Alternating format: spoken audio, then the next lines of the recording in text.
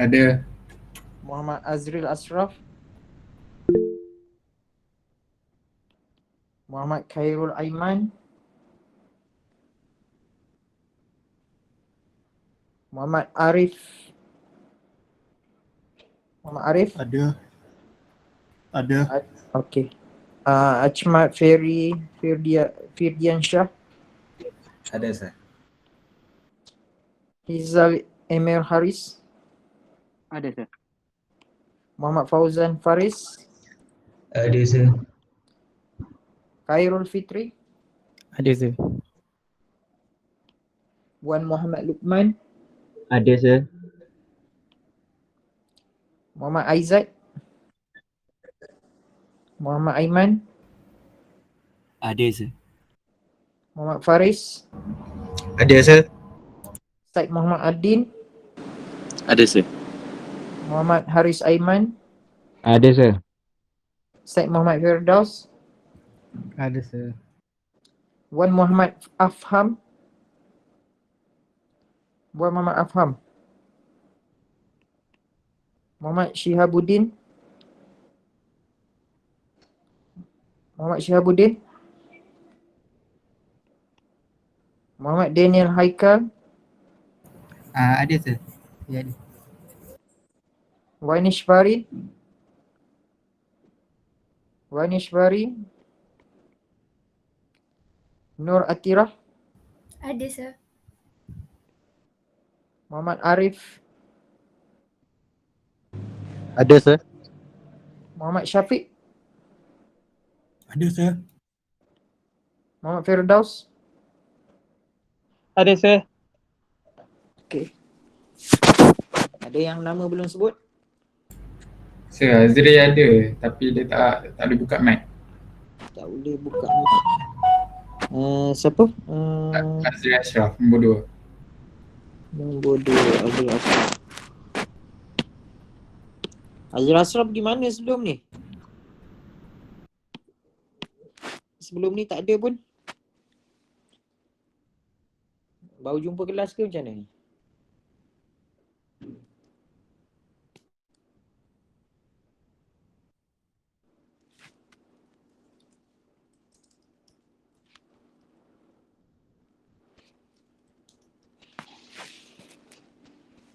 Okay. Mic rosak tanya pula ni. Anyway.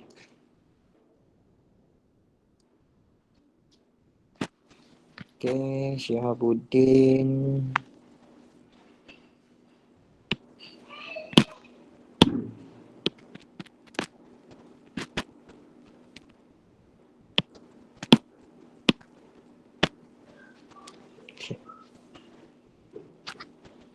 Alright, so hari ni kita akan sambung our lecture. Okay, kita akan sambung lecture.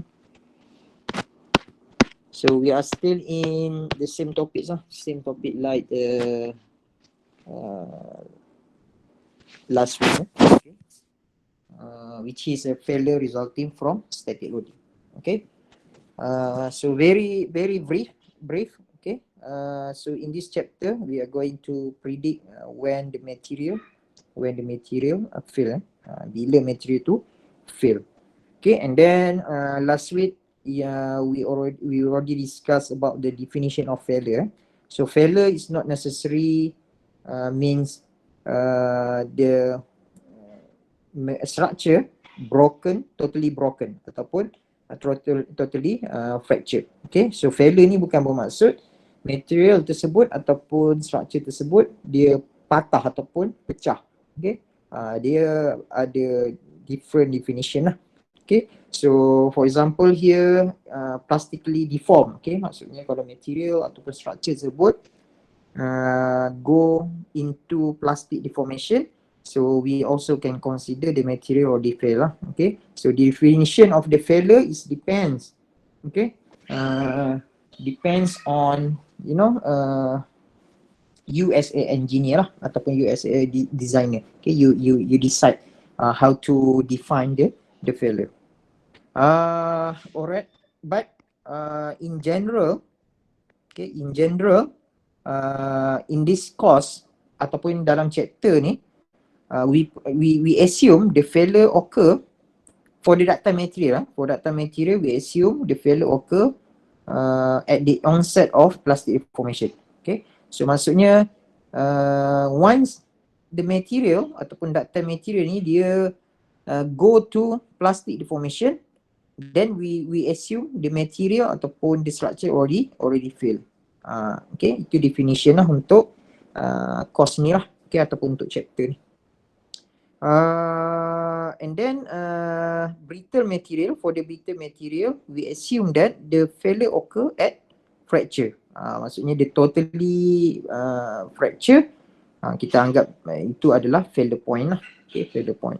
Okay, that is the difference between failure definition between ductile material and also brittle material.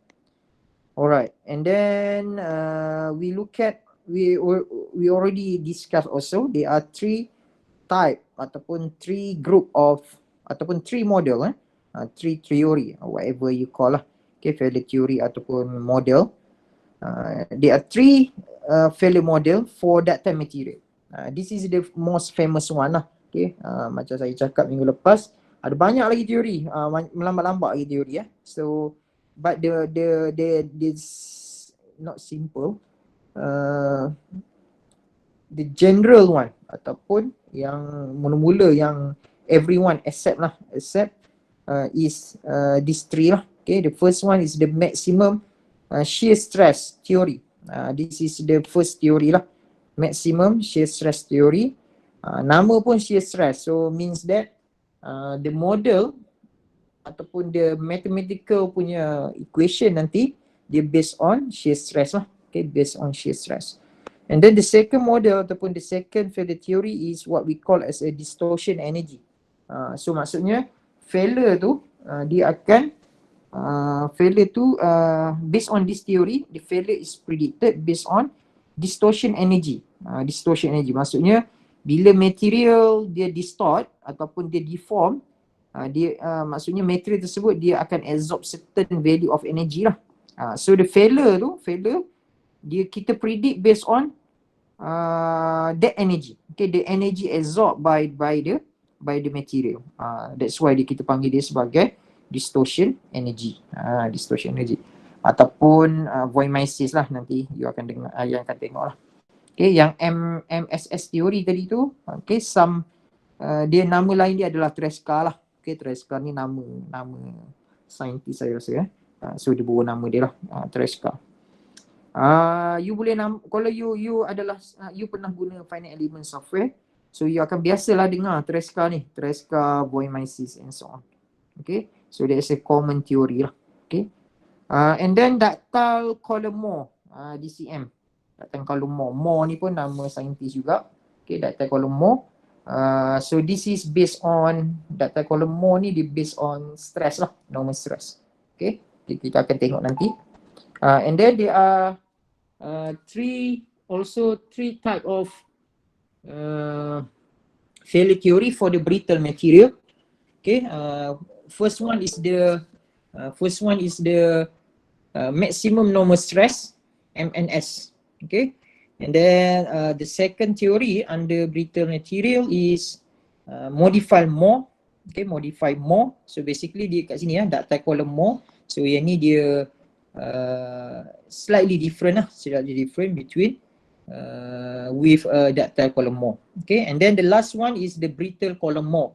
Okay, brittle column Moore. Kalau you tengok yang tadi untuk ductile material, okay, kita panggil dia sebagai DCM, ductile column Moore. Okay, so ada nama ductile kat sini. So and then for brittle column Moore, okay, so ada word brittle sini.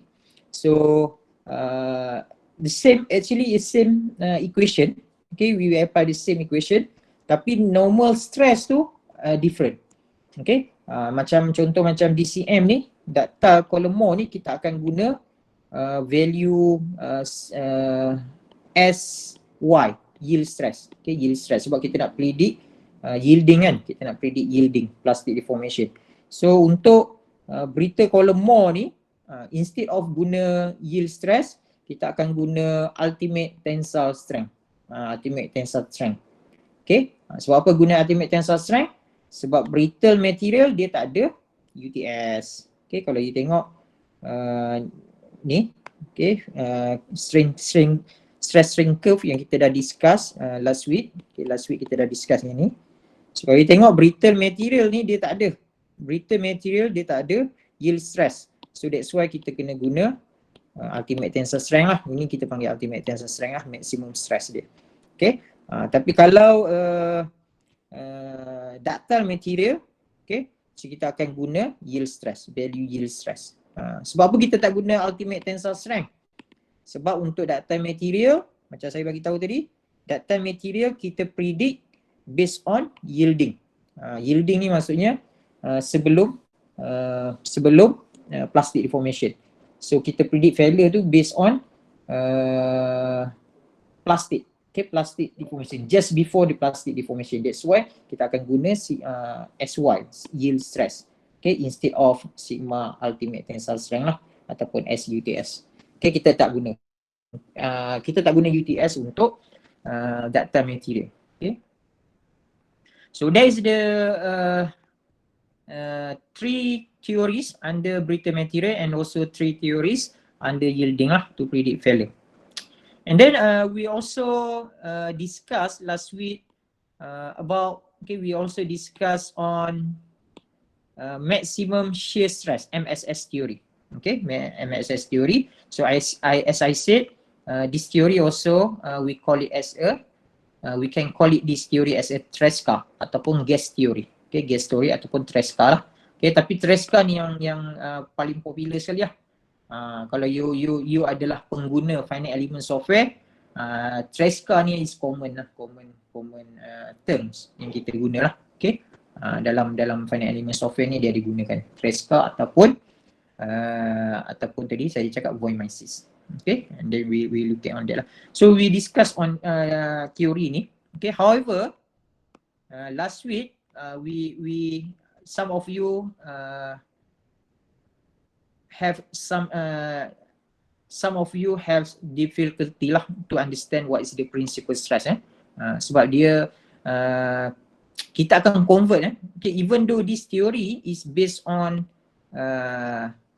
shear stress based on shear stress. Kalau you tengok sini, this theory state that failure can be assumed to occur when the maximum shear stress, okay, dia based on shear stress, nama pun shear stress based on shear stress. However, kita boleh convert shear stress kepada principal stress. Kita boleh convert, dia ada relationship lah. Dia ada relationship between shearing stress and also principal stress. Tapi macam minggu lepas you all cakap ada problem dengan principal stress, you don't know what is the principal stress. So hari ni saya akan explain what is the principal stress. Okay, what is the principal stress, so that you boleh understand lah, okay, why we are using principal stress instead of component stress. Component stress, apa pula component stress ni banyak sangat sebut. Okay, kalau dulu you belajar ada sigma X, okay, sigma Y, sigma Z kan. Sigma pada X direction, Y direction, Z direction. Yang ni kita panggil sebagai component stress, stress component, stress component. Stress component. So stress at, so kalau sigma X ni maksudnya stress pada X component. Okay, sigma Y adalah stress pada Y component ataupun Y axis, and then sigma Z adalah Z component. Tapi apa pula sigma 1, sigma 2, sigma 3 ni? Aduh, kacau So sigma 1, sigma 2, sigma 3 adalah we call it as a principal stress. Okay, principal stress ni binatang apa pula Okay, so we will look at on that lah. Okay, so the easiest way, okay, sebelum tu kita tengok slide ni dulu. Okay, so kita baca dah sikit dulu. Okay, yang ini recap saya nak you faham dulu apa itu principal stress, barulah you boleh faham failure theory lah. Failure theory ni semua diguna principal stress. Okay, kalau you tengok teori-teori yang lain, for example distortion energy, so pun dia guna principal stress, sigma 1, sigma 2, sigma 3. See, all this is principal stress lah.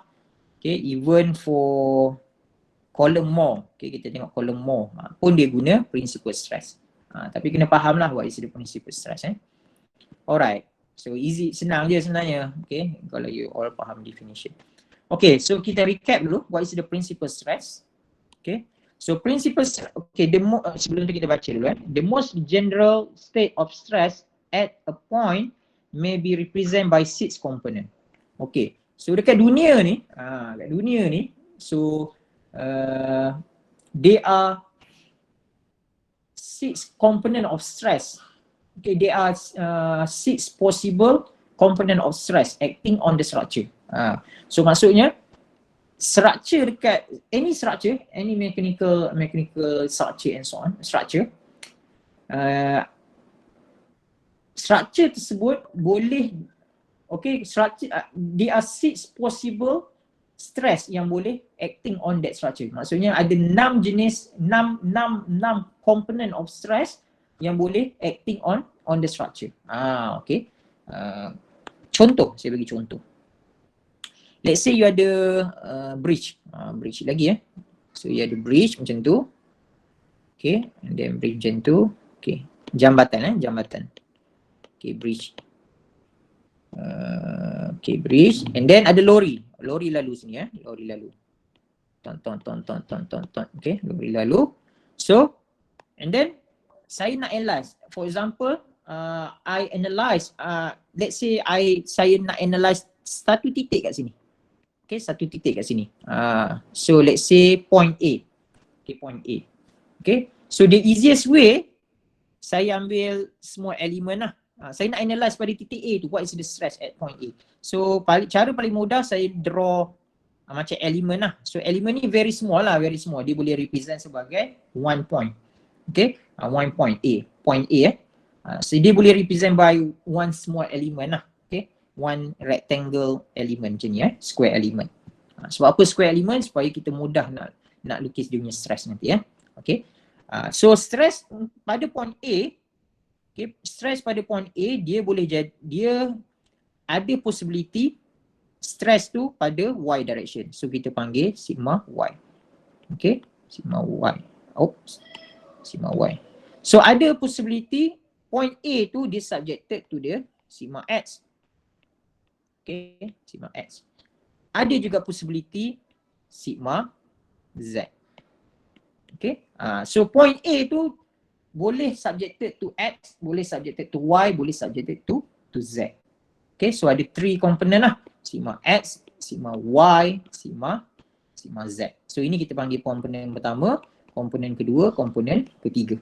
Okay, and then point A juga boleh subjected, there is the possibility point A is subjected to the shear stress.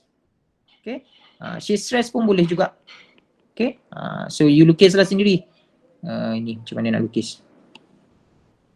Bolehlah lukis lukis. So dia ada shear stress jugalah. Okay, shear stress XY, shear stress shear stress XZ, and also shear stress YZ. So another 3 component. Oops. Okay, so kita ada nombor 4, nombor 5, nombor 6.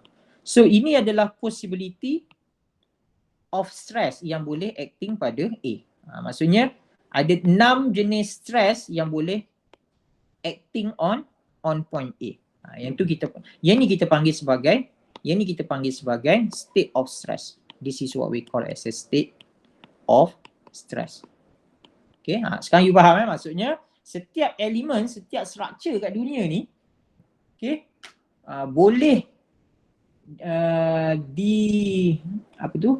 setiap structure, okay, ataupun ada 6 jenis component of stress yang acting on any structure in this world. Okay, so dia boleh jadi sigma x, sigma y, sigma z, tau xy, tau z, xz dan juga tau yz.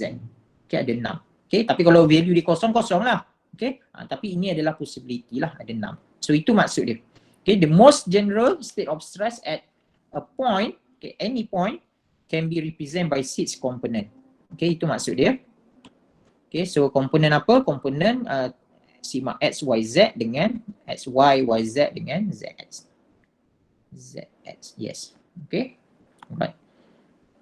Okay, now saya nak bagi satu contoh. Kalau you buat tensile test, let's look at on tensile stress. Okay, let's look at on tensile stress. Tensile test, sorry tensile test. Okay, let's look at on tensile test. So you ada specimen, okay, and then subjected to stress. Okay, subjected to stress. And then if you want to analyze the elements here, okay, let's say this is element A. Okay, let's say that is element A. So element A ni kita boleh tengok, kita boleh keluarkan, and then kita tengok apakah stress yang bertindak pada A. So kalau untuk tensile test dia very simple lah. So dia hanya ada stress kat situ pada sigma stress pada Y component sahaja. Okay, yang tu, that's why kita panggil tensile test ni sebagai uniaxial uniaxial test. Okay, uniaxial test. Sebab apa uniaxial? Sebab stress tu hanya acting at one direction only. Sigma Y saja, X tak ada. Okay, shear stress pun tak ada. Okay, shear stress. Sebab apa shear stress tak ada? Sebab apa shear stress tak ada? Sebab load ni adalah 90 degree with respect to the cross section kan, 90 degree. So dia hanya ada normal stress. Okay, normal stress pada Y direction. Okay, so for this case sigma X dia equal to 0 lah. Okay, sigma Y equal to sigma Y. So sigma Z equal to 0, tau XY equal to 0, tau XZ equal to 0, tau YZ equal to 0. Macam tu. Okay, dia ada sigma Y saja. Okay, now. Okay, itu kalau kita tengok stress yang pada cross section ni. Okay, cross section ni. Okay, sekarang you consider yang ni. Okay, sama juga macam tensile test tadi. Okay, point yang sama. Okay, let's say this is point A. So this is point A. So you hanya ada, kalau sini adalah, okay, let's say lah saya tarik dia sebanyak sigma yield. Okay, sigma yield ataupun yield strength. So kat sini pun akan jadi yield strength lah. Okay. Okay, now saya consider point A juga. Okay, saya consider point A tetapi different plane. Okay, different plane. Point yang sama. Contohnya sini adalah, okay, let's say yang ni adalah point B. Saya lukis balik. Okay, let's say ni adalah point B. Okay, tapi saya tengok stress pada plane yang ni. Okay, sekarang saya pada point yang sama juga, point B. Tapi saya nak tengok plane yang sengit macam tu. Saya nak tengok plane yang sengit. Okay, so apa yang berlaku? Okay, kalau you tengok sini, okay, let's say lah ini ada elemen elemen dia. Okay, elemen A. Okay, and then force yang you apply tu macam mana? Force yang you apply tu tegak kan? Yang ni.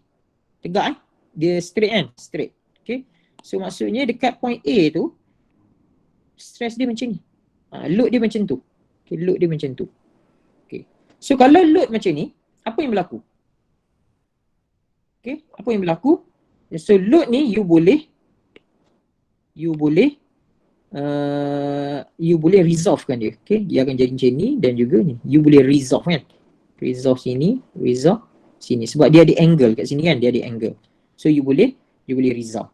So apa yang berlaku? You akan ada satu normal force, satu lagi shear force. Okay, transverse force ataupun you akan ada shear stress dan juga normal stress. So that's why lah dia ada yang ni. Shear. Okay, kalau you tengok yang ni, elemen yang ni, yang bawah ni, yang saya highlight tu. Okay, so you akan ada normal stress dan juga shear stress. Mana datangnya tu? Ni, daripada you resolve. Okay, sebab you nak consider plane yang sengit. Okay, so you akan ada normal stress dan juga shear stress. Normal stress dan juga shear stress. So ada juga possibility pada x direction pun stress dia ada value. Bukan, maksudnya stress pada x direction is not equal to 0. There is the possibility lah. Kita tak tahu sama ada dia ada stress ke tak ada, tapi there is a possibility x-axis, stress at axis also is not equal to 0. So it depends on the angle actually. Okay, it depends on it. So stress ni value stress value pada x ni, okay, yang ni saya tulis dulu this is sigma y, this is sigma y, this is sigma x, this is sigma x, yang ni adalah tau xy tau xy. So value, okay, so what is the value ni? Sigma x, sigma y, sigma y, sigma x ni. What is that value? Berapakah value ni? Okay, setelah kita consider the inclined plane. Okay, kita consider inclined plane and then you akan dapat sigma x dengan sigma y dan juga tau xy. So what is the value? Okay, we can calculate that value actually. Okay, we can calculate. Okay, so apa yang saya nak highlight kat sini adalah the value of sigma x, sigma y, sigma z, okay, tau xy and blah blah blah blah, actually it depends on, okay, the value of distress, okay, depends on the angle, plane angle, okay, depends on the rotation angle lah, kita panggil rotation angle ni, bergantung pada angle ni. So kalau maksudnya adalah kalau you ambil angle yang lain pula macam tu, okay, you akan dapat value stress yang lain. Kalau you ambil macam tu lain pula, kalau you ambil macam tu lain pula, okay, kalau you ambil macam tu lain pula. So stress tu berubah-ubah walaupun pada titik yang sama. Maksudnya okay, you nak ambil satu kat sini, okay, satu lagi kat sini, titik yang sama, titik A, cuma plane tu berbeza. So stress yang you akan dapat pun akan berbeza. Okay, now the question is which plane, okay, ataupun which angle will give maximum and minimum stress. Okay, so bila you consider different plane ni, okay, you consider plane ni, okay, plane ni, okay, different plane, different angle. Okay, now the question is which angle give highest value of stress. Which angle give the highest value of stress, and which angle give lowest value of ataupun minimum value of stress.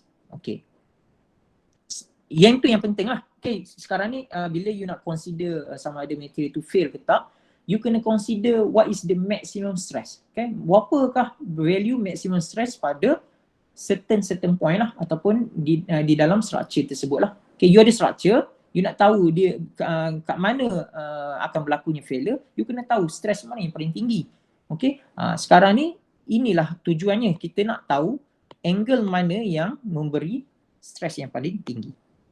Okay, so maximum and minimum stresses actually equal to principal stress. So principal stress yang kita sebut tadi, principal stress tu adalah maximum dan juga minimum stress. Okay, which is depends on the plane lah, depends on the angle. Okay, and then the corresponding plane is equal to the principal plane. Maksudnya plane mana, angle mana yang memberikan stress yang paling tinggi, itu kita panggil sebagai principal plane. Sekali lagi ya. Okay, sekali lagi. Bila you rotatekan elemen A tu pada A tu, okay, point A tu bila you consider different plane, okay, different plane, you akan dapat different value of stress. You akan dapat different value of sigma X, sigma Y, sigma Z, different value. Okay, so at certain plane, okay, ada satu plane di mana stresnya adalah maksimum. Okay, maksimum ataupun minimum lah. Okay, so value maksimum dan minimum tu kita panggil sebagai principal stress. Okay, principal stress. And then plane yang menghasilkan maximum stress ataupun minimum stress kita panggil sebagai principal plane. Okay, principal plane. Itu maksud principal stress. Principal stress nak cerita pun susah. Okay, boleh faham tak? Ada soalan? Ada yang tak faham lagi apa itu principal stress? Any question? Okay. Tanya. Selepas ni you akan jumpa banyak sigma 1, sigma 2, sigma 3 principal stress. You akan jumpa banyak principal stress. Sebab yang ni adalah value stress yang paling tinggi. Okay, dalam at specific point lah. Okay, maksudnya at certain point, stress yang paling tinggi adalah principal plane, principal stress. Dia berlaku kat mana? Dia berlaku pada principal plane. Okay, any question? Ada soalan? Ada soalan?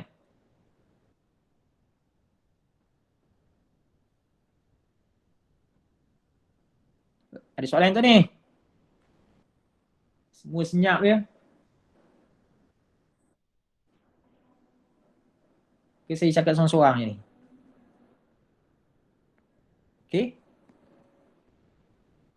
Apa nak buat tak nak cakap. Anyway.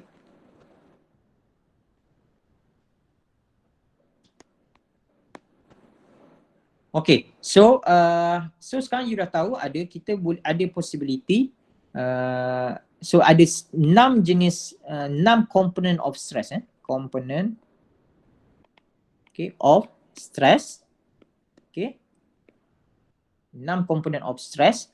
So now we consider normal stress only. Okay, kita ada 3 normal stress, 3 for normal stress. And then 3 for the shear stress, shear stress. Okay. Tapi kita nak consider yang normal stress dah sahaja. Kita nak consider normal stress sahaja. So, normal stress dia boleh jadi sigma Y, ini sigma X. Okay, sigma X. And then dia boleh ada satu lagi, sigma Z. Okay, kat situ. Sigma Z. Okay, kalau salah satu, if one of the component of stress equal to 0. Okay, equal to 0. So that case we call it as a plane stress condition. Plane stress condition. Okay, so maksudnya kalau salah satu stress adalah 0, okay, tak kisahlah sigma X, sigma Y ataupun sigma Z, kalau salah satu adalah 0, kita panggil dia sebagai plane stress. Okay, plane stress. Okay, plane stress condition. So ini adalah contoh. Ini adalah contoh untuk case plane stress. Okay, plane stress. So salah satu contoh for this case, sigma Z ni equal to 0 lah. Okay, sigma Z equal to 0, so kita panggil dia sebagai principal stress. So banyak structure kat dunia ni sebenarnya kita boleh analyze, okay, by assuming that the material is under principal stress. Kita boleh consider material sebagai principal stress lah. Banyak komponen lah. Okay, ada yang komponen kita tak boleh assume sebagai principal stress, plane stress. Ada komponen yang kita boleh assume sebagai principal plane stress. Okay, so especially untuk yang structure yang nipis, okay, structure yang nipis ni kita boleh consider dia sebagai plane stress. Okay, macam pipe ataupun tube, tube and so on tu kita boleh consider sebagai plane stress. Okay, so bila plane stress ni dia lebih mudah untuk dianalisis lah. Alright. Okay, sekarang kita dah tahu dah apa itu principal stress. Okay, kita dah tahu dah apa itu principal stress. So macam mana nak kira pula? Macam mana nak kira principal stress? How to calculate the principal stress? So there are 2 methods. Okay, the first using the equation. Okay, using equation, kita boleh guna equation je. Okay, masukkan dalam value dalam equation, you akan dapat value principal stress. Second method is using the Mohr circle. Okay, Mohr circle. Okay, dia ada 2 method untuk kira principal stress. Pertama guna equation, kedua guna Mohr circle. Okay, So macam mana nak cari tadi principal stress? Okay, using equation. Okay, kita tengok yang pertama dulu. Using equation. So yang ni adalah equation dia lah. Ini adalah equation untuk kira principal stress. Principal stress tu untuk case ni sigma max sigma max dan juga sigma min tu okay, adalah principal stress. Sigma max dan sigma min tu adalah principal stress lah. Principal stress. Tadi kalau you all tengok masa yang failure theory tu, dia guna sigma 1. Okay, dia guna sigma 1, sigma 2, sigma 3. Sama je. Sigma 1, sigma 2 and sigma 3 tu adalah principal stress. So sigma max and so also sigma min ni pun adalah principal stress. Okay, yang ni pun principal stress. Ini dia guna notation yang lain sahaja. Okay, simbol dia guna tu lain. Dia guna sigma max also sigma min. Jadi sama je. Equal to sigma 1, sigma 2 and also sigma 3. So masukkan dalam equation tu lah. Okay, masukkan berapa value sigma x, sigma y and then tau xy. Okay, guna equation ni you akan dapat lah principal stress. Okay, and then nak tengok berapakah angle ataupun berapakah value principal plane. Principal plane ni maksudnya angle mana angle mana yang menghasilkan stress paling tinggi. So you boleh guna equation ni. Okay, so theta P tu adalah principal plane. Principal plane. Okay, principal plane.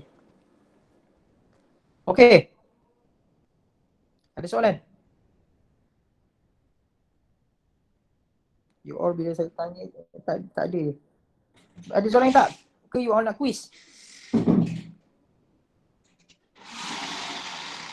Nak buat quiz ke? Tadi orang dah dapat nama tapi Nana tak dapat. Cikgu tak dapat nama Nana. Tak apa. Okay.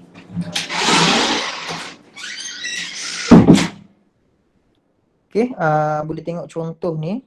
Ini adalah contoh. Okay.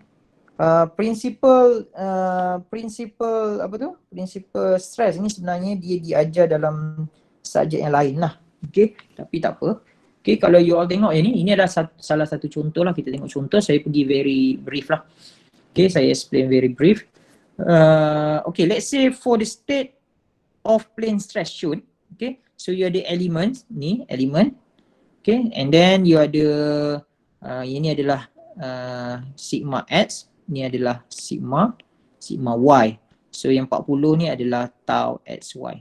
Okay, so for this case sigma z equal to 0 lah. Sigma z equal to 0.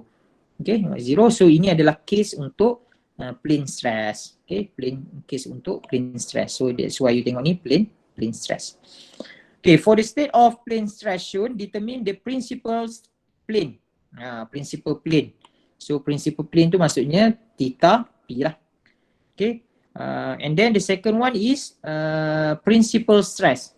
Okay, so that is question A. Question B is the principal stress which is sigma max and also sigma minimum. And then maximum shearing stress. Okay, soalan yang ketiga, berapakah maximum shear stress? Okay, maximum shear stress. So sama jugalah. Mana tadi? Okay, macam tadi saya sebut bila you consider different plane, okay, when you consider different plane, you akan dapat different value of stress kan? Different value of normal stress. So shear stress pun akan berubah. For your information, shear stress pun dia akan berubah lah. Okay, kalau you consider different plane, so value of shearing stress pun berbeza berbeza. Alright, mana tadi? Mana tadi? Oops.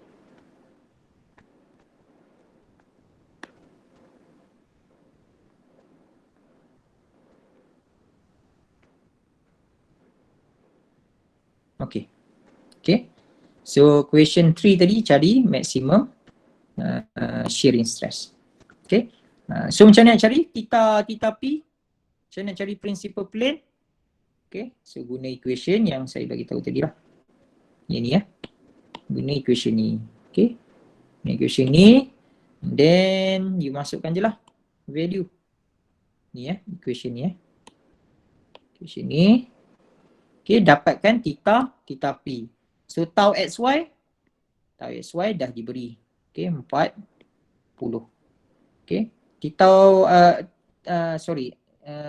tau XY 40. Sigma X 50. Sigma Y adalah 10. Okay. Negatif jangan lupa negatif lah.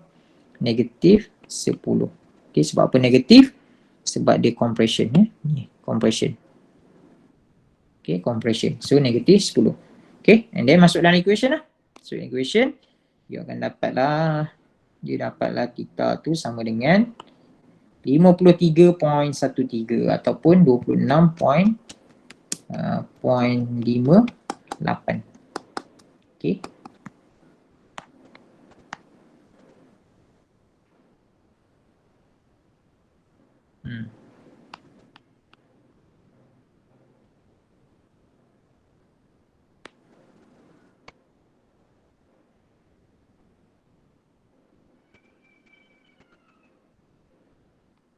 Okay, and then principal stress. Okay, principal plane. Okay, principal stress. Okay, you just masukkan dalam equation ni. Okay, so masukkan value sigma X, sigma Y. Okay, masuk sigma X, sigma Y, and then masukkan tau XY. So you akan dapat, okay, you akan dapat dua value lah. Dia akan dapat dua value sebab ni adalah plus minus kat sini adalah plus minus. Okay, satu plus, satu minus. Okay, yang ni satu plus, satu minus. So you akan dapat maksimum 70 dan juga minimum 30. So maksudnya principal stress dia adalah 70 dan negatif 30. Okay, so yang ni sebenarnya adalah sigma 1. Okay, dalam failure theory tu ini ada sigma 1, yang ni adalah sigma 3. Okay, sigma 3. Sigma 2 mana? Sigma 2 untuk case di mana bukan plane stress. Plane stress tadi saya dah bagi tahu, plane stress tadi salah satu stress, okay, sama ada pada x axis, y axis ataupun z axis adalah equal to 0. Okay, untuk case ni adalah case plane stress. Okay, ini adalah plane stress. So salah satu principal stress equal to 0 lah. Okay, you akan hanya ada sigma 1 dengan sigma 3. Okay, sigma 2 dia jadi 0 lah. Okay, dia jadi 0 sebab dia adalah case plane stress. Okay, and then tau max. Okay, macam mana cari tau max? Okay, tau max you boleh guna equation ni. Okay, masukkan je value sigma xy dengan tau xy, you akan dapat sigma max. Tau max shearing stress maximum. Okay. Alright. Okay, itu untuk equation lah. You boleh guna equation. Okay. Salah satu lagi method you boleh guna more circle. Okay, more circle. Okay, more circle. Okay, macam mana more circle? Nak buat more circle? Okay, sama juga. Contohlah kita ambil kita ambil contoh yang ni ya. Kita ambil contoh yang ni. Sekejap.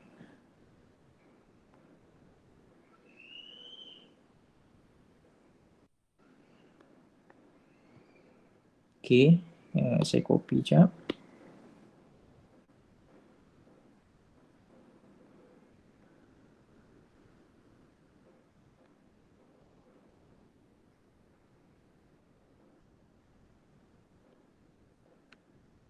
Okay. Macam mana nak guna more circle? Untuk kira principal stress, principal plane and also maximum shearing stress. So untuk more circle, apa yang you perlu buat adalah you kena draw normal stress versus shear stress. Okay. Normal stress versus shear stress. So satu axis yang ni adalah axis untuk normal stress, satu lagi adalah untuk shear stress. Okay. And then you kena cari koordinat pada x dan y. Okay, ini adalah x point, yang ni adalah point y. Okay.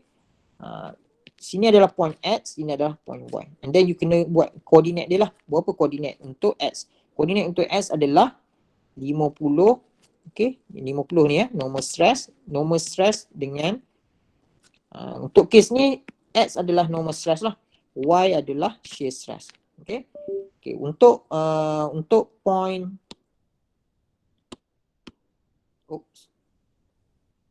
untuk point X ni, untuk point X, dia punya normal stress adalah 50, dia punya shearing stress adalah negatif 40. Negatif 40. Untuk point Y, dia punya normal stress adalah negatif 10, and then dia punya dia punya shearing stress adalah 40. And then you plot lah, you plot point X dengan point Y. Plot point X and also point Y. So 50 negatif 40. So 10, 20, 30, 40, 50. Negatif 10, negatif 20, negatif 30, negatif 40. So lebih kurang point ni. Lebih kurang point tu. And then untuk Y, ini adalah point X. Point X. Untuk Y, negatif 10 sini. And then 40. 1, 2, 3, 4. So lebih kurang dekat sini. Lebih kurang kat sini. Oops. Saya buat satu titik kat sini lah. Ini adalah Y. So sama juga yang ni. Ini adalah satu titik. Ini adalah point X. Macam tu. You plot X dan juga Y.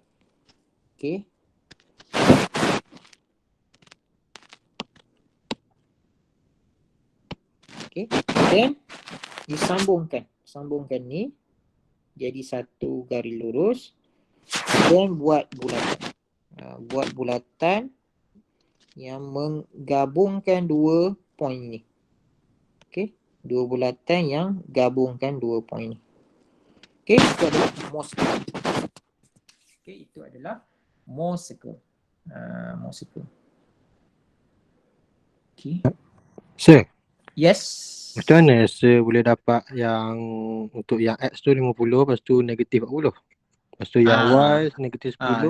Saya saja je tak explain tu. Saya nak tanya, nak tengok ada orang tanya ke tak? Kalau you tanya tu bagus lah. Saya saja tak nak explain. Sebab you all diam je. You all diam, saya nak tengok you all nak tanya ke tak. Sebab kalimat cangga 10 tu mungkin sebab dia menurun kan, sebab tu jadi negatif 10 kan? negatif, betul. Untuk sharing stress, clockwise positif. Counterclockwise negatif. Negatif. So untuk kes ni, you tengok pada point X dulu. Ini point X ini point X. Point X ni, yang ni you consider point X jugalah. Dia pasangan sama. So you tengok dia punya sharing stress kat sini, and then satu lagi kat sini. Cuba you tarik atas, satu ke bawah. So dia akan berpusing ke mana ni? Dia akan pusing ke belah sini, betul? Satu you tarik ke bawah, satu lagi you tarik ke atas. So dia akan menghasilkan putaran macam tu. Betul Betul tak? Betul sir. So ini ini adalah counterclockwise. So dia negatif. So shearing stress dia akan jadi negatif. So that's why pada point X dia adalah 50. Dia adalah 50 dan juga negatif 40. Negatif 40. Ini cara kita nak tengok sama ada shearing stress tu negatif ataupun positif. Sekarang kita tengok pula point Y. Point Y yang ni. Yang ni kita consider dia punya pasangan. So satu tarik ke sini, satu tarik ke sini. So dia akan menghasilkan putaran macam tu lah. Putaran tu. So yang ni adalah clockwise direction. So ini adalah positif. So shearing stress dia akan jadi, untuk Y ni, dia akan jadi negatif 10 dan juga 40. Boleh? Boleh. Saya rasa you kena buat macam tu. Saya kena skip something. Lepas tu you tanya. So yang ni lebih kurang 50. Yang ni adalah negatif 40. So sini negatif 10, yang ni adalah 40. Okay, so you dapat 2. Yang ni faham maksudnya plot point X ni dengan point Y. Okay, point Y and then buat bulatan. Sambungkan 2 titik and then buat bulatan. Okay, dia buat bulatan. Alright, saya nak ambil yang ni kejap.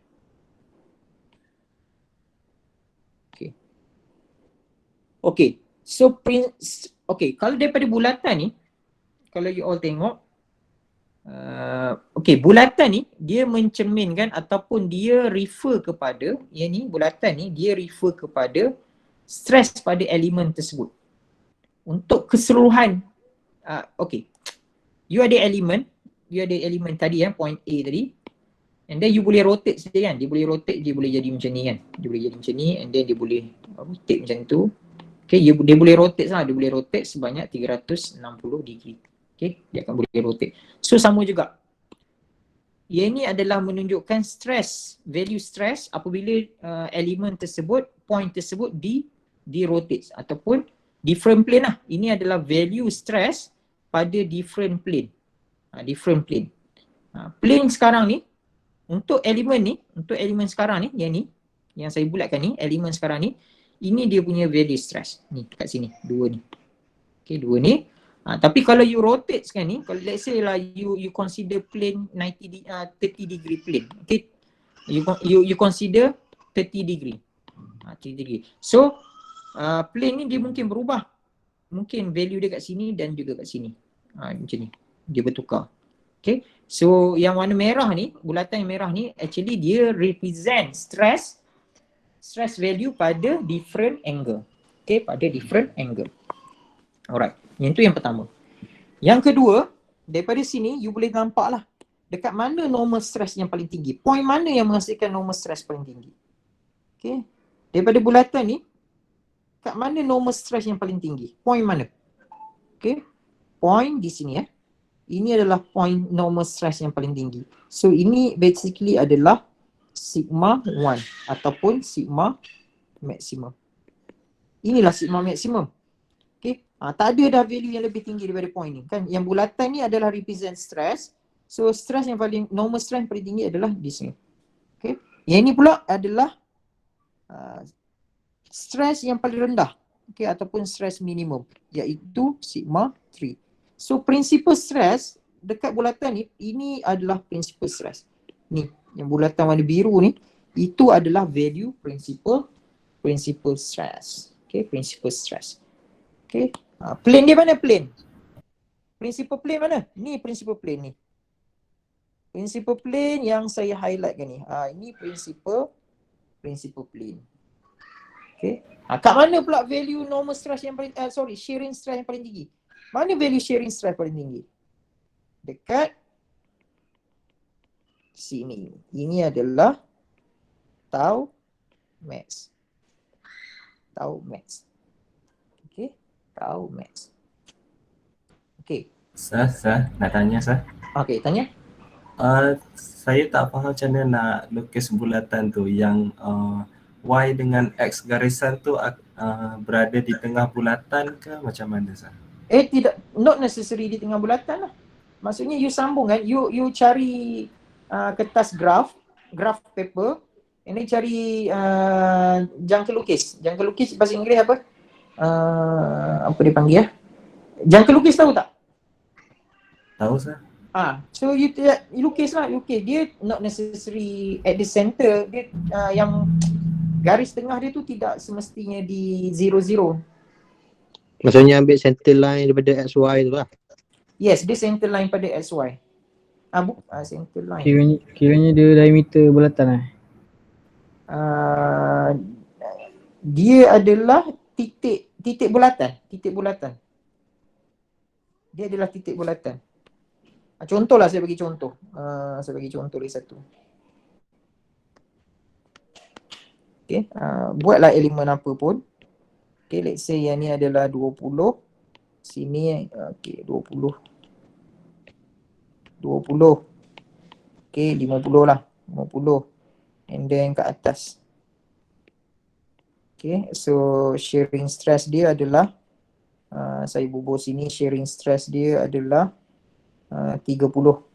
Contoh 30. So, point X ni, okay, point X dengan point Y. So, berapa X? Berapa point X? You cakap, berapa point X?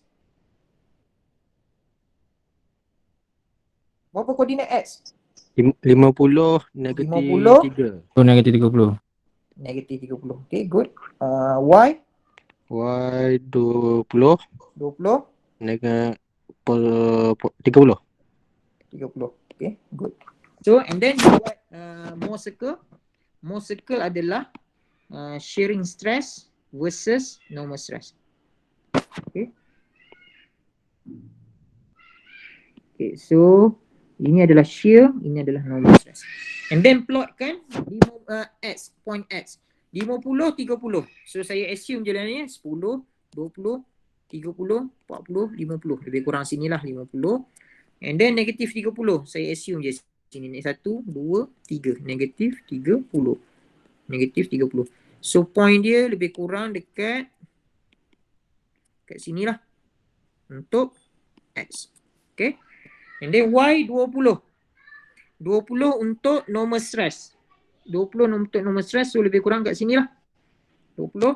And then 30 untuk shearing stress. So 10, 20, 30. So sini 30, so lebih kurang dekat sini. Ini lebih kurang untuk Y. Okay. So you lukis satu garis lurus. Okay. Tak lurus, saya luruskan lagi. And then buat bulatan. And then buatlah bulatan. Buatlah bulatan. Sketch je lah. Sketch je. Okay. Saya guna iPad ni all auto lah. Okay. You boleh guna graph paper. So dapat bulatan macam tu. Dia tak semestinya berada di 0, 0 dia punya bulatan tu. Okay. So point ni adalah center untuk bulatan. Oops. Okay. Yang ni adalah center for circle. Boleh faham? So kiranya jarak panjang antara Y dengan X tu adalah diameter bulatan lah kiranya. Macam Dia tu. X dengan Y tu adalah diameter. Betul? Betul? Boleh faham? Faham sir. Okay. So yang ni adalah satu lagi, yang ni adalah sigma minimum. Okay. Yang ni adalah, okay, ni panjang lagi. Ni adalah sigma max. Okay, iaitu principal stress lah ataupun sigma 1. Sigma 1 yang you nak guna nanti ni. Dalam failure failure criteria nanti you nak guna sigma 1 dengan sigma 3 kat situ. Okay, dia adalah stress yang paling maksimum, stress yang paling minimum. And then tau max. Tau max kat mana? Tau max dekat sini. Ni adalah tau max. Kalau you all tengok lah tau max tu, dia sebenarnya value apa tu tau max tu? Dia sama dengan value apa tau max tu? Ni tau max ni. Dia adalah value apa tu? Dia sama dengan value apa? Dia adalah Strength. no, dia adalah radius kepada bulatan tersebut. Faham, nampak tak? Dia adalah radius sebenarnya. Betul? Betul sir. Betul. So, macam mana nak cari radius tu? Macam mana nak cari radius? So, dia nak cari radius ataupun radius ataupun tau max lah. Tau max tu adalah radius pada bulatan. Dia sama dengan sigma 1 minus sigma 3 bahagi dengan 2. Agree tak? Setuju tak? Sigma 1 tolak sigma 3 bahagi 2. Dapat radius bulatan sama dengan tau max. Setuju? Ya betul. Okay. Okay, setuju, baguslah. Nanti sebab apa saya cakap tu? Sebab failure criteria yang you all tengok minggu lepas ni. Yang you all tengok minggu lepas tu. Inilah datangnya. Okay, maximum shear stress tu dia boleh kita convert kepada sigma 1 minus sigma 3 divide by 2. Okay, mana datangnya? Daripada ni, Mohr circle. Daripada Mohr circle. Okay, sigma 1 minus sigma 2 bagi dengan 2. Okay, satu lagi, last. Sebelum kita masuk balik failure criteria tadi ya. Untuk tensile test pula. Okay, tensile test. Okay, let's say lah saya tarik specimen tu, sampel tu sebanyak sigma y, yield stress, sebanyak yield stress. Okay, sigma y lah ataupun yield strength. Saya tarik sebanyak yield strength. Saya tarik sampel tersebut sampai stress yang develop dalam material tersebut adalah yield stress. Okay, yield strength. And then kalau saya ambil small element kat dalam ni, any point lah, sama je. Okay, pada any point. So saya boleh lukis dia punya stress dia adalah kat sini, sigma y ataupun sama dengan yield strength dengan sigma y ataupun sama dengan yield strength. Pada X ada tak? Pada X stress ada tak? Ada. Ada ke tak ada? Tak ada. Tak ada. Shear stress ada tak? Shear stress? Tak ada juga. Tak ada. Okey, bagus. So, berapa dia punya X koordinat dia untuk yang ni? 0, 0. Y koordinat? Y koordinat berapa? Arif, berapa? Y koordinat? Koordinat for Y. Koordinat. Koordinat. SY lah. Ke? SY. Shear strength dia? 0 kan? Kosong. Okay, cuba you lukis you punya Mohr circle. Mohr circle jadi apa? Okay. Mohr circle. Oops, tarik semua. Okay. So Mohr circle dia adalah 0, 0. Okay, which is at this point. Okay, ini adalah point X. And then Y dia adalah SY0. Okay, maksudnya SY tu any value lah. Okay, SY tu any value. So saya assume kat sini SY dengan 0. So ini dia punya line. So dia punya bulatan akan jadi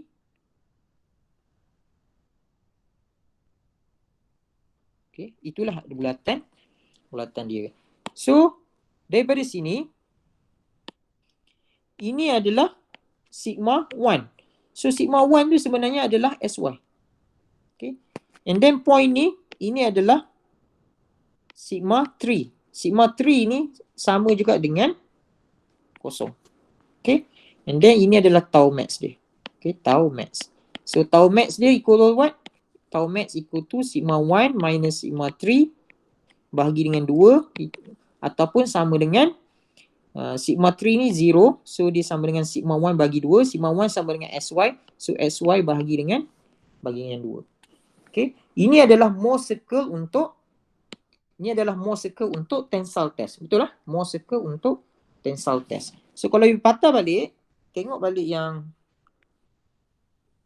failure theory yang kita belajar tu, nampak ni, SY bahagi 2. Mana datangnya tu? Daripada Mohr circle untuk tensile test. Okay, Mohr circle untuk tensile test. Okay, tau max sama dengan SY bahagi 2. Okay, boleh setakat tu. Nanti saya tunjuk balik, saya explain balik. Okay, sekarang ni apa yang you perlu faham adalah for any structure, tau max is given by sigma 1 tolak sigma 3 minus sigma 3 divide by 2. Untuk tensile test, the maximum shearing stress is equal to SY bahagi 2.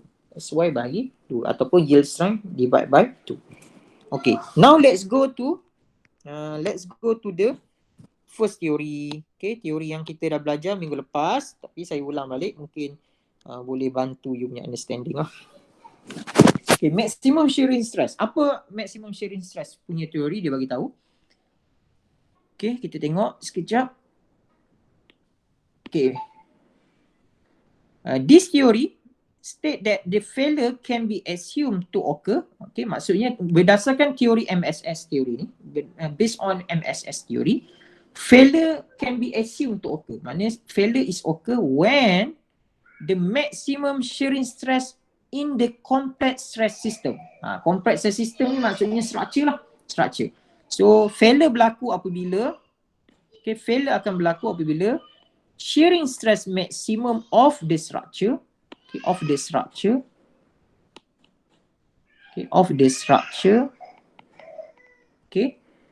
become equal or exceed at the yield point in simple tensile test. Maksudnya apabila shearing stress of the structure equal to ataupun exceed tau maximum during tensile test. At yield. At yield point kan ni. At yield point. At yield point. Itu maksud dia. Tau max of the structure greater or equal to the tau max in tensile test at yield point, and then we assume the structure is fail lah. Structure is fail. So tau max ni, tau max tadi kita dah tengok, tau max for any structure actually equal to sigma 1 minus sigma 3 divide by 2. And then tau max for tensile test is equal to sy divide by 2. So kita boleh replace lah. Kita boleh replacekan. Saya ambil yang ni kejap. So copy. Paste. So daripada sini saya boleh tulis sigma 1 minus sigma 3 divide by 2 greater or equal to sy over 2. Ataupun saya boleh simplify lagi, saya buang ni. So sigma 1 minus sigma 3 greater than sy. Bila sigma 1 minus sigma 3 lebih besar daripada sy, so failure occur. Failure berlakulah. Ataupun failure is predicted. Inilah maksud ini susah betul nak explain ini mana tadi? Sorry. Inilah equation yang kita belajar minggu lepas tu. Ni dengan ni. Samalah yang kita derive tadi. Mana tadi yang kita derive? Hilang. Ini ya. Ini jadi ya. So sama dengan inilah maksud dia. Inilah datang ya, di mana sigma 1 minus sigma 3 over y itu equal greater than sigma y divide by 2. Ataupun kita boleh tulis sigma 1 minus sigma 3 greater than yield stress. Yield stress.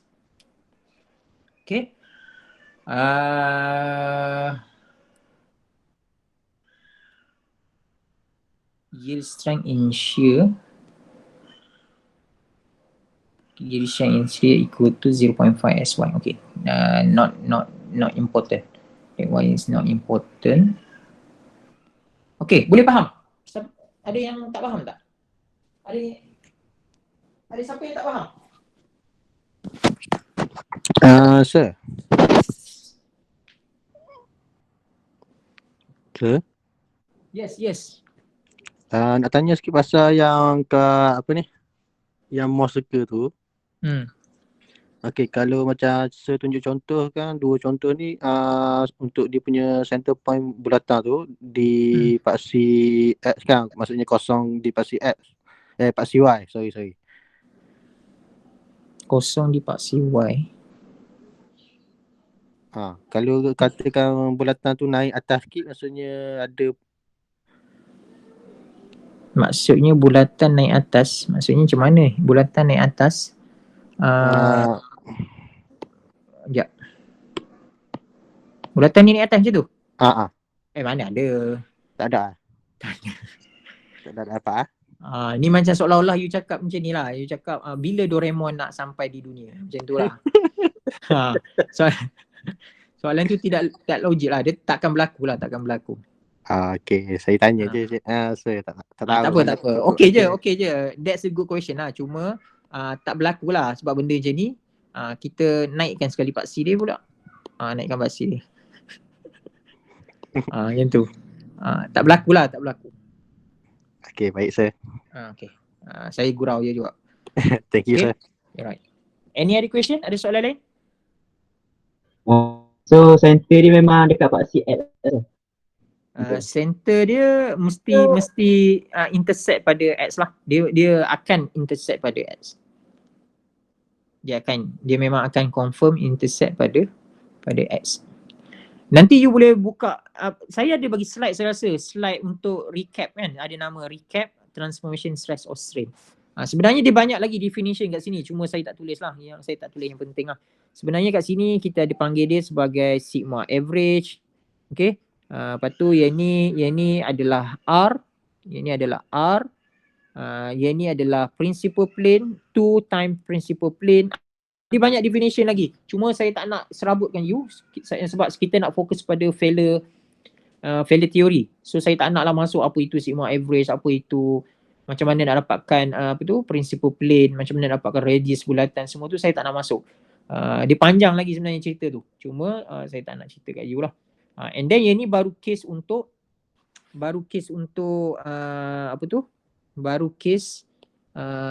plane stress. Plane stress yang mana stress pada salah satu axis equal to 0. Untuk case ni you tengok tak ada pun stress pada Y, tak ada, Z tak ada. Okay, hanya ada pada X, pada Y, Z tak ada. Dia adalah plane stress. Kalau bukan plane stress, maksudnya 3 dimensional lah. 3 dimension punya tu, maksudnya X bukan 0, Y bukan 0, Z bukan 0. Bulatan U tu akan jadi macam ni. Dia akan ada 3 bulatan. 1, 2, 3. Dia ada 3 bulatan macam tu. Ataupun dia boleh jadi macam-macam lah. Dia boleh jadi macam ni. Betul, macam ni. Macam ni. Dia ada 3 bulatan. Mohr circle tu ada 3 bulatan. Tapi saya tak nak masuk lah benda-benda. Tak perlulah nak jauh-jauh. You pun bukannya nak guna sangat benda-benda macam ni. Okay? Unless you nak buat master atau PhD tu, boleh lah. Untuk sekarang ni you hanya faham plane stress. Okay, plane stress. Maksudnya ada satu saja Mohr circle. So sebab X salah satu stress pada salah satu axis, salah satu stress pada any axis lah. Okay, X, Y atau Z sama dengan 0. So you akan ada satu saja Mohr circle. Okay, soalan lain? Ada soalan lain? So boleh datang. Okay, so you faham lah sekarang yang saya nak highlight sekarang ni, you kena faham apa itu principal stress. Sebab apa kita guna principal stress? Sebab inilah stress yang paling tinggi pada certain point. Okay, maksudnya kalau you dah tahu dah, kalau you become engineer lah later on, you jadi engineer. Okay, you buat analysis and then you tahu, okay, ada satu point ni adalah point yang critical. Okay, so point critical tu you kena pula analyse, dapatkan dia punya principal stress. Okay, principal stress. Sebab principal stress tu adalah stress yang paling tinggi pada point tersebut. Point tersebut dia boleh jadi macam-macam stress. Macam saya cakap tadi, dia bergantung pada plane mana. Walaupun pada satu point, okay, contoh walaupun ada pada satu point, tapi kalau you consider plane macam ni, stress dia lain. Kalau you consider macam ni, plane dia sengit, stress dia lain. Kalau you consider plane yang lain, dia berbeza. So stress yang paling bahaya, paling tinggi adalah principal stress. So principal stress tu adalah stress yang paling tinggi pada sesuatu point. Okay, pada satu-satu point lah. Okay, itu maksud principal stress. Principal plane maksudnya angle, berapa angle ataupun berapa dia punya orientation lah. Okay, ataupun berapa plane dia, kat mana plane dia. Itu di principal plane tu maksudnya adalah plane mana yang memberikan stress yang paling tinggi. Okay, so bila kita nak predict failure tu, kita akan consider stress yang paling tinggi lah. Stress yang paling tinggi adalah principal stress. Itu key point dia tu. Okay, sebab apa kita guna stress. Okay, kalau you faham tu, okay, dah 5 suku tak apa. Saya nak masuk yang second theory. Okay, sebelum tu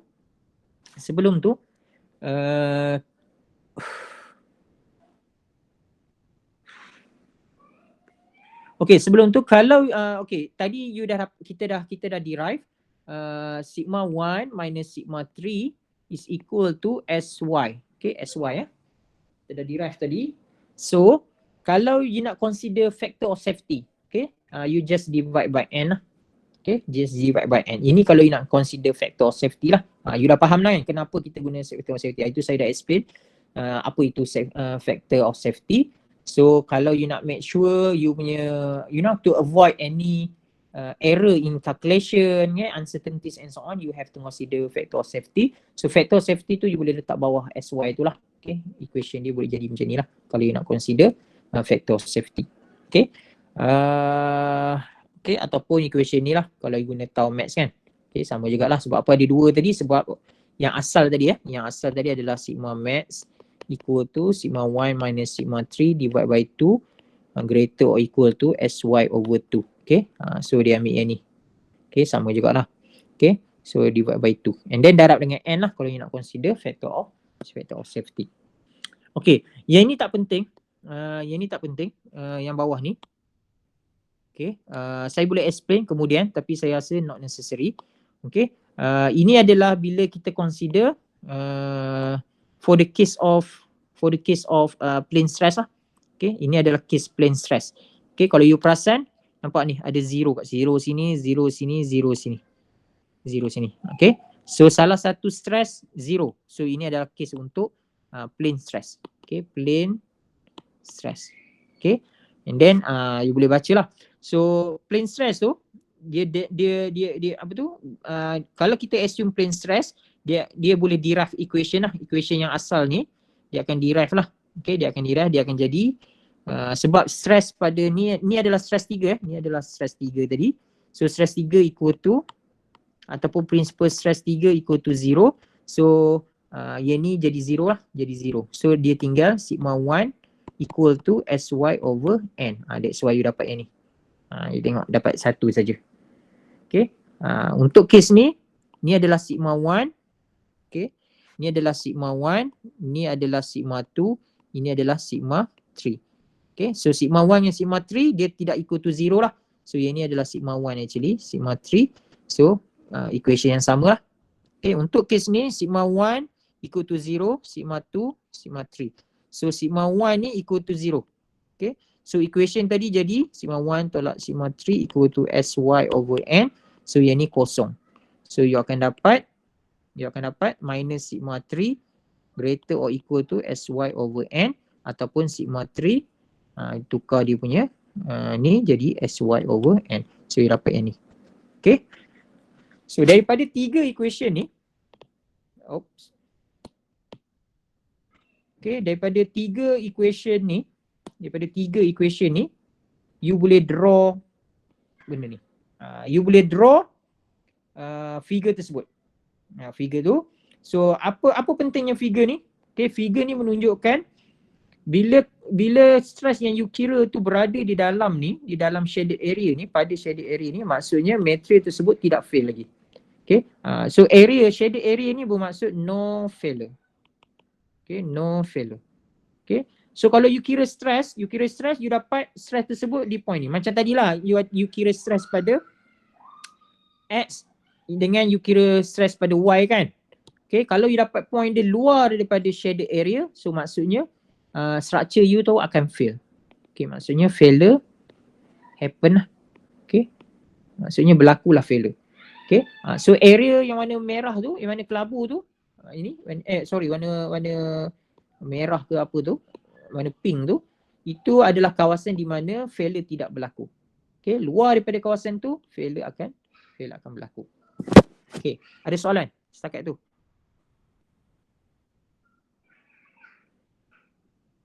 Dia nampak susah sikit lah yang ni. Tapi tak payah risau lah, ini basic je ni. Nanti you belajar buat master, buat PhD nanti barulah mencabar sikit. Okay. Ada soalan? Haris? Tak ada sir. Arif? Tak ada Kita kot. confuse lah. Okay. Nanti kita buat contoh. Contoh ni mudah je. Tak ada masalah. Okay, kita tengok satu lagi teori. Okay, kita tengok satu lagi teori. Sebelum kita stop. Okay, distortion energy theory.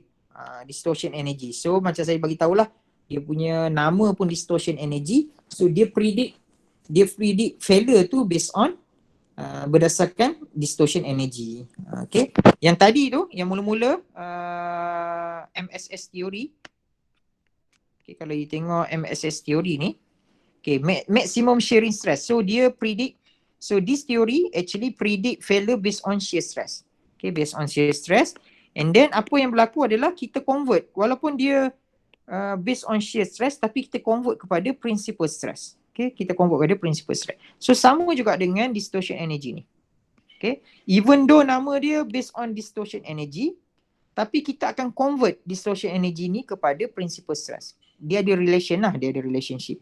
So kita tak akan guna simbol energy lah. Okay, energy, simbol distortion energy ni adalah U simbol dia adalah U.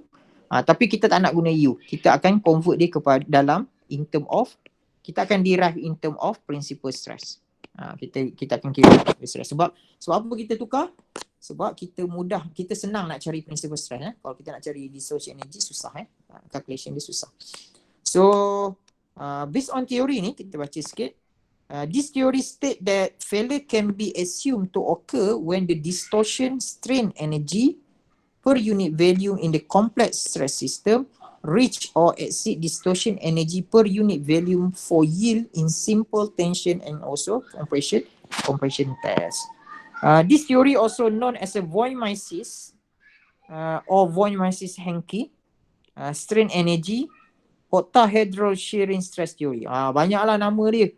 Macam Voigt-Mises ni, sebenarnya Mises ni nama engineer, and then datang pula Henke ni. Henke ni pula nak bubuh nama dia. So tulislah Voigt-Mises-Henke. Nanti kalau you all dah bijak sikit kan, you modify that equation, nanti you bubuhlah nama you, Arif Voigt-Mises-Henke, ataupun siapa, Haris Voigt-Mises-Henke, ikut you lah, Atroman Voigt-Mises-Henke, whatever. Okay. So itu tak ada masalah. Cuma saya nak highlight kat sini, Voigt-Mises. Voigt-Mises. Sebab Voigt-Mises ni you akan guna nanti ni. Kalau you guna finite element software, you akan jumpa banyak kali perkataan Voigt-Mises. Okay. So saya nak you all tahulah Voigt-Mises tu adalah satu teori, okay, based on distortion energy. Maksudnya dia adalah failure theory based on distortion energy. Okay. So teori ni bagi tahu apa? Teori ni bagi tahu failure akan berlaku apabila distortion energy U, okay, distortion energy adalah U untuk structure apabila, okay, failure akan berlaku apabila distortion energy of the structure melebihi ataupun sama atau melebihi strain energy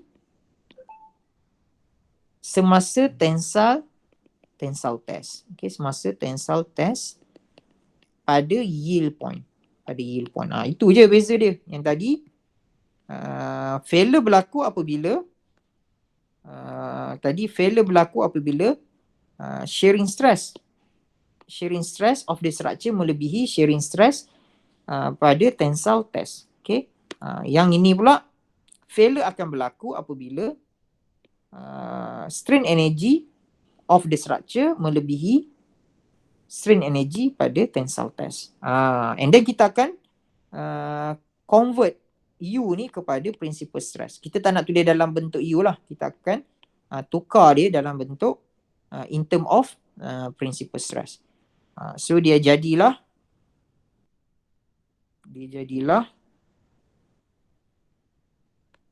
apa ni? Okay, dia jadilah ni. sebenarnya adalah okay, so strain energy tu dia boleh tulis dalam bentuk ini. Ini. Strain energy ni. So melebihi strain, ni bukan strain energy. Tak apalah. Dah convert. Okay, tadi saya bagi tahu daripada strain energy ni, okay, dia derive lah, derive. Dapatlah yang ni. Okay, so failure akan berlaku. Okay, failure akan berlaku apabila sigma prime ni adalah void masih stress melebihi ataupun sama dengan SY bahagi dengan N. Apa itu sigma prime? Sigma prime ni adalah void masih stress. Kita panggil dia sebagai void masih stress. Void masih stress tu apa? Void masih stress tu ni dia. Ini void masih stress. Ni void masih stress. Macam mana nak kira void masih stress ni lah. Okay, sigma 1 minus sigma 2 square plus sigma 2 minus sigma 3 square plus sigma 3 minus sigma 1 square set divide by 2. Divide by 2 set. Itu adalah void masih stress. Mana datang ni? Datang daripada distortion energy. Macam mana nak tahu equation distortion energy punya equation? You buka balik buku strength of material. Buku strength of material, buka topik yang belakang sekali, you akan jumpa equation ni. Macam mana kita derive daripada distortion energy kepada void masih stress. Okay, tapi yang penting adalah based on this distortion energy theory, the failure occur when the void masih stress is equal or exceed yield strength divided by N, divided by safety of factor. Okay, saya tak tunjuk detail lah. Okay, sebab saya dah saya explain yang first theory tu very detail. So saya hopefully you faham lah yang the rest of the theory. Okay, boleh faham? Okay. Ataupun void masih stress ni, void masih stress ni boleh ditulis in term of component stress. Yang ini adalah void masih dalam in term of principal stress principal stress sigma 1, sigma 2, sigma 3 ni adalah principal stress. Kita boleh juga tulis kita boleh juga kira, we can calculate the void masih stress in term of component stress. You guna equation ni. Okay, maksudnya you boleh kira void masih stress ni menggunakan sigma X, sigma Y, sigma Z, tau XY, tau YZ, tau ZX pun boleh. Okay, pun boleh. So maksudnya yang ni, semua ni, okay, samalah yang ni. Dia sama. Okay, boleh. So ada dua equation lah untuk kira void masih stress. Okay, boleh kira based on principal stress, boleh kira in term of component stress.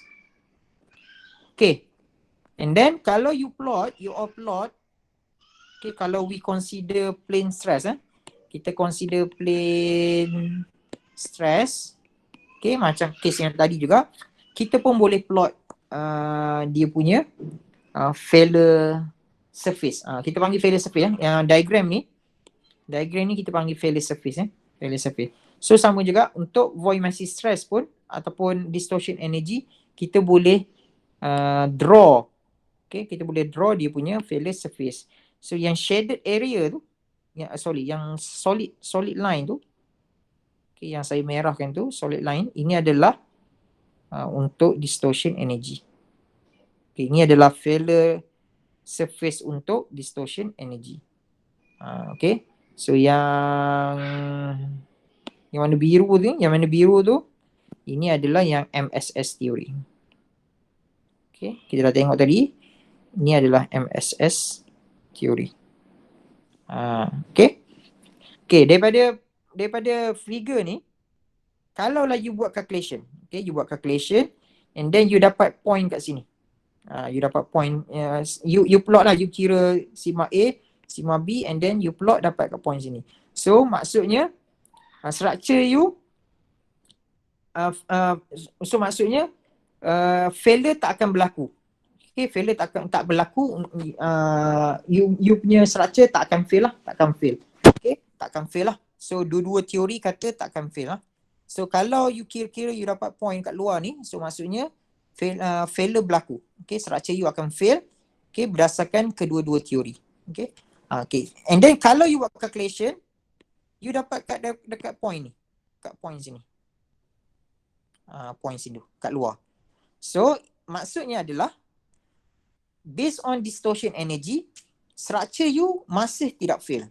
Okay, masih tidak fail. Tapi based on MSS theory, structure you already fail. Maksudnya MSS theory predict structure you mesti akan fail. Tapi void massive stress, distortion energy theory cakap belum. You punya structure belum lagi fail. Belum lagi fail. Dia ada pencanggahan lah kat situ. Okay, kat situ. So yang mana yang betul? Yang mana yang betul based on experience. Okay, based on experience lah. Yang mana satu betul ataupun adalah engineer yang dah ataupun ada researcher yang dah buat research lah. Dah buat research. Okay, dia orang cuba buat eksperimen. Okay, ada researcher, you all tak perlu buat. Ada researcher yang dah buat eksperimen and then dia plot. Okay, dia plot. You tengok yang warna apa tu, yang point-point tu. You all tengok yang point-point yang ni. Point-point yang banyak-banyak tu. Itu adalah data-data eksperimen lah. Okay, data-data eksperimen. So they conclude that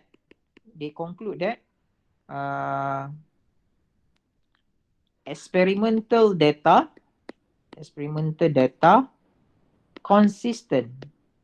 consistent with distortion energy theory. Okay. Okay, bila researcher sebelum you all tu, bila previous researcher buat eksperimen, they found that they orang conclude that distortion energy theory ni lebih konsisten dengan data daripada eksperimen. Maksudnya lebih tepat lah, lebih tepat. Distortion energy theory lebih tepat daripada MSS theory. So that's why lah kalau you buat finite element nanti, you dah tahun 4, tahun 5, tahun 4 ke tahun 3 nanti, okay, bila you dah guna finite element, you akan nampak banyak term void massive stress. Tresca ni very limited, maksudnya tak ramai orang buat MSS theory ataupun Tresca theory. Okay, ramai yang orang bila buat failure analysis, dia akan consider void massive stress. Void massive stress ni maksudnya distortion energy lah. Okay, sebab apa? Sebab based on experiment, distortion energy ni lebih tepat lah, lebih konsisten dengan experimental data. Alright. Okay, so sama juga Ductile Coulomb, saya habiskan untuk ductile theory. Ductile Coulomb pun sama, equation dia tu based on ductile Moore ni dia based on stress base. Okay, tak apalah, you boleh abaikan lah. Ductile Moore ni tak ada orang guna pun. Okay, jarang lah orang guna ductile Moore ni. Okay, so anyway, equation dia ni, how you predict failure, sigma 1 divide by ST. ST ni adalah tensile strength. Ni adalah dah ni.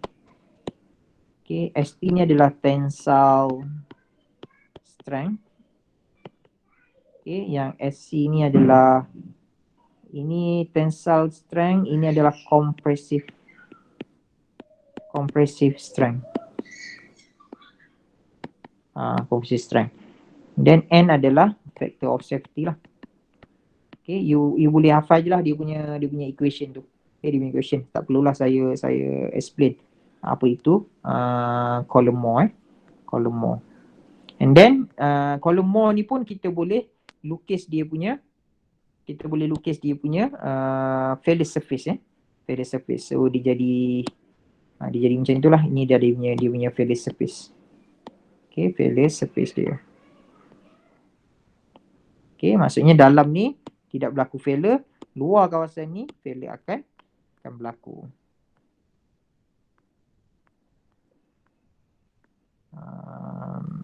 Okay, kita baca summary. In summary, kita dah habislah 3 ductile failure theory. Okay, kita baca sikit dia punya summary. MSS theory, maximum shearing stress, ODE theory, distortion energy theory, are acceptable for design analysis. Okay, you tengok ni ya. MSS theory dengan DE theory ni adalah acceptable for design analysis lah. That time more tu dia kurang sikit. Sebab apa? Saya explain kemudian lah. Okay, tapi dia tak perlulah tahu kot. Okay, MS theory is easy, quick to use and conservative. MS theory ni simple je dia punya equation. Okay, kalau yang distortion energy tadi you kena kira void mass stress, which is more complicated lah, more complex lah. Okay, and then conservative tu maksudnya selamat. Maksudnya kalau you tak sure you punya calculation tu betul ke tak, lebih baik you guna MSS theory. Dia MS theory ni maksudnya dia lebih selamat lah. Dia selamat. Sebabnya contoh macam tadi saya bagi tahu you all yang tadi. Okay, kalau point yang hijau tu. Point hijau tu. So based on void mass stress sebenarnya dia tak fail pun lagi. Okay, tapi MSS theory dia bagi tahu point tu dah fail lah. So dia macam dia lebih selamat lah. Maksudnya walaupun dia tak fail tapi dia dah kata fail, supaya you all as engineer you kena berjaga-jaga lah. Sebab teori ni kata dah fail lah. Actually dia tak fail pun lagi. So dia lebih konservatif. Kita panggil konservatif. Konservatif tu maksudnya lebih selamat lah. Okay. And then distortion energy theory may be used best to learn why part fail. This is why. Kita boleh go further lah, tapi saya tak nak explain more detail on this. Tapi distortion energy ni biasanya kita akan guna lah. Okay, banyak digunakan lah. Kalau di antara tiga teori ni yang paling banyak digunakan adalah distortion energy. And then if unequal yield strength, more theory is the best choice. Kalau strength material kalau tensile strength dia tak sama dengan compressive strength, you boleh guna more theory. But in reality most of the ductile material dia punya tensile strength dengan compressive strength tu value dia sama. Okay, so Mohr circle ni dia tak berapa tepat lah. Dia hanya tepat apabila dia hanya boleh digunakan apabila yield strength in tensile dengan compression adalah berbeza. Barulah dia lebih barulah biasanya kita guna Mohr theory. Okay, tapi biasa kita tak guna lah. Alright, and then this is the brittle. Okay, so we finish actually for the ductile material theory, failure theory. So any question? Ada soalan? Ada soalan tak setakat tu? So kiranya untuk yang ketiga-tiga macam distortion energy dengan MSS dengan satu lagi Mohr tu adalah untuk cari range dia, range untuk failure tu Ya, kita nak predict bila failure berlaku. Okay. Bila failure berlaku. So bila you design something lah, let's say you design any structure yang bahaya lah. So you kena apply lah this theory, nak tengok sama ada benda tu mana design you tu okay ataupun tak. Okay tak. During analysis lah, bukan you buat dulu baru you try kan. Maksudnya based on calculation okay ke tak. Kalau okay baru you proceed macam tu. So this theory ni explain bila failure berlaku lah. Okay. Kalau macam yang tadi explain tu ada yang tahu max untuk structure tu. Structure yang siap winner dah ke macam mana? Yang siap apa? Structure tu you punya design lah, you punya design. You punya design maksudnya yang belum dibina ataupun yang dah dibina pun boleh. Yang dia dibina contohlah, you dah buat satu jambatan. Tapi tiba-tiba ada, biasanya kereta saja lalu kat jambatan you kan. Contohlah kereta biasa lalu. Tiba-tiba ada satu hari tu you nak trailer ataupun lori besar. Sebanyak 10 lori nak lalu kat jambatan you tu. Okay, which is you tak pernah berlaku lah situasi tu. So you boleh lah buat failure analysis, nak tengok sebenarnya selamat ke tak kalau 10 lori yang besar lalu kat jambatan you. Contohlah. So dia boleh jadi structure yang dah ada ataupun structure yang you baru nak design pun boleh. Yang belum ada. You faham kan maksud saya? Faham. Okay. Ataupun you ada satu structure yang besar ataupun satu bahan yang besar ataupun satu material yang besar, you nak angkat guna crane. So you boleh buat analisis pada crane tu. Adakah crane tu boleh mengangkat material tersebut ataupun structure tersebut. Adakah kalau diangkat tu menyebabkan crane tu fail. Okay, So you boleh buat juga analisis juga, buat analisis pada crane tu, tengok stress berapa, and then kalau based on this theory actually crane you akan fail, so tak mampu nak angkat, so you gunalah crane yang lebih besar, contoh. Itu another example lah. Ataupun benda tu tak ada pun lagi, you nak buat satu bangunan yang tak ada lagi, so you tahu bangunan tu akan dilawati oleh 1,000 orang customer, contoh 1,000 orang customer. So you boleh buat analisis dulu, tengok berat customer berapa, 100 kilo seorang. And then buat analisis, tengok berlaku tak failure. Kalau 1,000 orang, kalau berlaku failure, you redesign lah. Okay, you tukar jadi material lebih kuat ke, ataupun you tambah dimension ke, instead of guna rod yang 20mm, you boleh guna 50mm ke, and then buat re-assessment balik. Kira balik guna teori failure theory, tengok kira balik sama ada adakah okey. Kalau tak okey, tukar material ataupun tambah size, okay, besarkan ke, something like that. Okay, yang tu untuk case yang belum, design belum ada lagi lah. Okay, boleh faham tak? Okay, faham sir. Okay, any other question?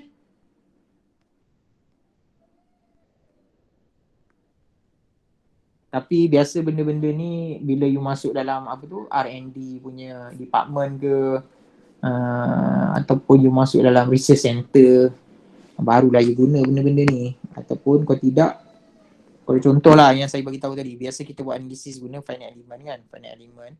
So biasa equation ni you tak pernah nampak pun, dia dah masuk dalam software tersebut. Okay, equation ni semua dah ada dalam software. You klik dapat klik. So you tak main pun dengan equation ni, tapi coder ataupun programmer dia tahulah. Kalau you kena jadi programmer pula, you kena main lah dengan equation ni. Tapi in reality kalau you setakat jadi engineer buat analisis semua, you tak akan jumpa pun equation ni. Just klik the button je, klik button software je. Okay, tapi kena faham lah, at least basic you faham lah what is the equation behind the software lah, something like that. Software tu software Autodesk Inventor sir? Finite element ada banyak, Autodesk Inventor, Nasran, Patran, LS Dyna, Abacus, ANSYS, apa lagi you nak? Banyak je. Ada banyak finite element software kat luar tu. Okay. So you talk about what? Algor, Autodesk, Nasran, Patran, LS Dyna, Abacus, ANSYS. Banyak even sekarang SolidWorks pun dah boleh buat finite element, boleh buat. SolidWorks pun boleh buat. So not necessary Autodesk. Okay, tapi saya familiar dengan Abacus lah. Saya familiar dengan Abacus, dan juga saya pernah guna Nasran, Patran. Tapi saya rasa Nasran sekarang dia under Autodesk. Autodesk dah beli Nasran. Saya pernah guna dulu. And then Algor. Okay, Algor pun dulu saya pernah guna. Semua sekarang ni saya rasa under Autodesk juga kot. Okay, tapi saya lebih familiar guna Abacus. Okay, tapi kat luar tu banyak je. Cuma dia punya konsep teori sama. Cuma ialah dia kena familiar dengan dia punya GUI kan, graphical user interface. Dia punya interface tu berbeza lah. Okay, teori should be the same. Okay, ada soalan lain? Okay, kalau tak ada saya situ saja, dah nak pukul 6 ni. Asal pun belum. Okay, saya rasa itu saja untuk hari ni. Kita jumpa hari Jumaat. Alright, thank you. Thank you sir. Alright, thank you sir.